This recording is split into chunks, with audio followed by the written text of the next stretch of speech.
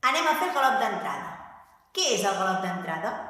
És una passejada que es fa entrant a plaça en grup de dos, en parella de dos, perquè tot el públic i la resta de participants ens pugui conèixer abans de ballar sardanes. Preparats per començar?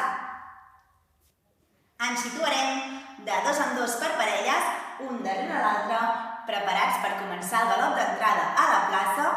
I som-hi! Com ho farem, això? Doncs, amb els dos peus que tenim, farem petits saltets amb un peu i un altre cap amunt.